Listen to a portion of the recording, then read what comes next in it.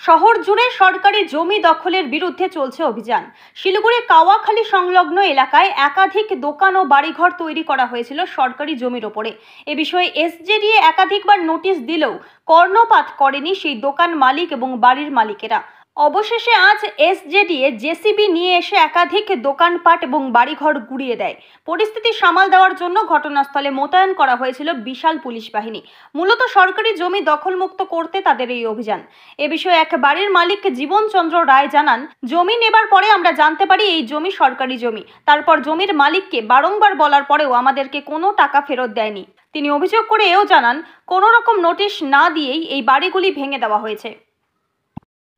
আমি নিয়ে গেছি, কাছ থেকে নিয়েছি, তাকে আমরা বারবার বলেছি যে এই জমি আমরা নেব না। কতদিন ধরে জমি নিয়েছিলেন? প্রায় 2-5 বছর হয়ে গেল, 3-4 বছর হয়ে গেল। তার কাছ রেকর্ড চেক করার পরে ধরা পড়েছে যে এটা এসজেডির জমি, সরকারি জমি। আমরা তারপরে তার কাছ থেকে বলেছি যে এই জমি আমরা নেব না, ঠিক আছে, এই জমি আমরা নেব না। তার কাছ অনেকবার তার সঙ্গে আমরা বসাবসি হয়েছে পঞ্চায়েতকে নিয়ে, যে আমরা যে টাকাটা ওকে দিয়েছি সেই টাকাটা আমাদের রিটার্ন দেওয়া হোক, ঠিক আছে, কিন্তু সে কোনো কিছুই কথা শুনছে না। আজকে দেবো, কালকে দিব করে করে আমরা তারপর আমি বাধ্য হয়েছি, আমি ভাড়া বাড়িতে থাকি, বাধ্য হয়েছি বাড়ি করতে। নোটিশ দেওয়া হয়েছিল? নোটিশ আমাদের কোনো নোটিশে কোনো ইনফরমেশন আমরা পাইনি। আপনার নাম? আমার নাম জীবনচন্দ্র রায়। কি বলবেন? এটা আমরা শিলিগুড়ি জলপাইগুড়ি ডেভেলপমেন্ট অথরিটির তরফ থেকে আসছি। আমাদের এখানে অফিসাররা আসছেন। আমাদের এই সমস্ত জমি হচ্ছে আমাদের প্রজেক্টের মধ্যে। আমরা এই জমিগুলো প্লটিং করে আমরা এখানকার ল্যান্ড এফেক্টেড যারা ক্ষতিগ্রস্ত তাদেরকে আমরা প্লট দিয়েছি। হ্যাঁ, তাদেরকে আমরা প্লটগুলো দিয়েছি। কিন্তু এখানে কিছু অসাধু লোক, যেগুলো মানে কিছু লোককে ভুল বুঝিয়ে তাদের কাছে টাকা আত্মসাৎ করার জন্য তাদেরকে পটিয়ে ছটিয়ে এই জমিগুলো তাদের কাছে বিক্রি করছে। আমরা এগুলো তো সব জায়গাতে আমরা জানিয়ে দিয়েছি। আমরা 3বার করে নোটিশ দিয়েছি, যার প্রমাণপত্র ছবিসহ আমার কাছে আছে। আমরা বারবার বলেছি, এই বাড়ির মালিককে আমি নিজে কথা বলেছি, তার ফটো আমার কাছে আছে, তার সমস্ত প্রমাণপত্র আছে। এইগুলো প্লট আমরা দিইনি, এটা আমাদের সরকারি জমি, আমরা এফেক্টেডকে দিয়েছি, কিন্তু এরা ইলিগালভাবে কনস্ট্রাকশন করেছে। এই জন্য আমাদের একটা অর্ডার হয়েছে, যেটা আমাদের ডিমোলিশ করতে হবে, আমাদের এগুলো ভাঙতে হবে। দোকান বাড়ি ভাঙলেন? এখানে আজকে আমরা মোটামুটি 15টার মতো ভাঙছি। আমাদের সারাদিনের অভিযান আছে। যেগুলো ইলিগাল, যেগুলো অনথরাইজ, সেইগুলো আমরা লিগাল কোনো জিনিসকে আমরা ভাঙতে যাব না। আমরা যেটা আমাদের প্রজেক্টের মধ্যে যারা অবৈধভাবে করেছে আমরা তাদেরগুলোই আমরা আজকে সরাবো।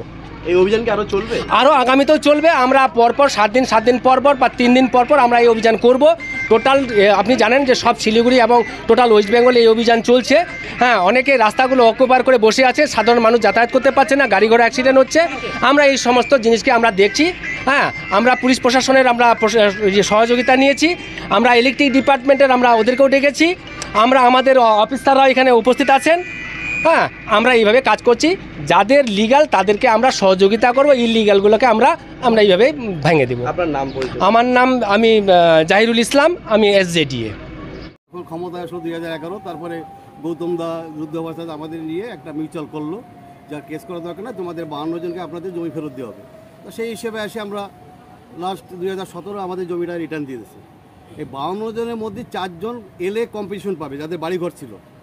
অজন্তা বিশ্বাস, তৃপ্তিসা চৌধুরী, নবোদয় এন্টারপ্রাইজ, দীনেশ হাওলদার, জ্যোতিষ শর্মা, এই পর্যন্ত কম্পিটিশন পাবে। তখন 2017 যখন আমাদের জমিটা রিটার্ন দেয়, তখন অ্যাডভোকেট জেনারেল ছিল বিমল চ্যাটার্জি। তো উনি আমাকে ডাকলেন, গৌতম দেবকে ডাকলেন, ডাকে বললো যে তোদের জায়গাটা রিটার্ন দেওয়া হবে। আমি বলছি রিটার্ন দেওয়া হবে, ঠিক আছে রিটার্ন দেওয়া বলে, যে জায়গায় আছে সেই জায়গায় দেওয়া হবে না, অন্য জায়গায় দেওয়া হবে। আমরা যেছি, তখন বললো যে তোরা, তখন আমরা 17তে একটা চিঠি দিয়ে সরকারের এজিডিকে আমাদের কিছু টাকা পয়সা দিয়েও বাড়ি করার জন্য, কারণ আমরা হাইকোর্ট সুপ্রিম কোর্ট করছি, আমাদের অনেক লজ হয়ে গেছে, ক্ষতি হয়ে গেছে, টাকা দেওয়া হোক। তখন এরা চিঠি দিয়ে অ্যাডভোকেট জেনারেলকে বললো, অ্যাডভোকেট জেনারেল বললো ওরা কোনো টাকা দেবে না, তোদের টাকা দেবে না, আর যেখানে আছে জায়গা সেখানেও দেবে না, অন্য জায়গায় দেবে। আমরা রাজি হয়ে গেলাম। কিন্তু এলএ কম্পিটিশনে যে 5 জনেরটা পাবো, সেটা এরা ক্লিয়ার করে অ্যাডভোকেট জেনারেলকে পাঠায় নাই। এখন আমরা জায়গা নেওয়ার সময় আমরা বলছি আমাদের কম্পিটিশনটা দাও, বলে আপনারা তো কোনো গভর্নমেন্ট কম্পিটিশন পাবেন না। মানে একজনেই বদমাশি করে, সে আমার কাছে অন্যায় স্বীকার করছে যেটা আমাদের ভুল হয়েছে। সেটা কে? সেটা এখানে আছে যে ওদিকে যার ট্রান্সফার একজন রায়বাবু বলে একজন আছেন, উনি করেছে এটা। কেন সিও আসে 1 বছর 98 সালে 10-12টা দোকান ছিল যে এইখানে কমার্শিয়াল যেখানে পাবে সবাইকে দোকান দিয়ে হবে কমার্শিয়াল করে এখানে। কাউকে দোকান এখন ওই লোকগুলোকে ভাগাচ্ছে, এখন তো অনেক দোকান বসে গেছে। আমরা চাই আমার এই যে আমি কিন্তু মিথ্যা কথা বলছি না, আমি লিগাল আমার হাইকোর্ট করা আছে এটা জলপাইগুড়ি সার্কেল বেঞ্চে। তাও আমি 1 মাস 2 মাস আগে চিঠি দিয়েছি যে আমাকে টাকাটা দিও কম্পিটিশন। এই দেখে এটা Darjeeling government of West Bengal, ঠিক আছে, দার্জিলিংয়ে যে এলএ অফিসে অফিসে অজন্তা বিশ্বাসের নামে কত টাকা আছে দেখেন, এই যে 5 লাখ 1,000 কম্পিটিশন বাড়ি, এই বাড়ি ক্ষতিপূরণ টাকা, জায়গার টাকা না।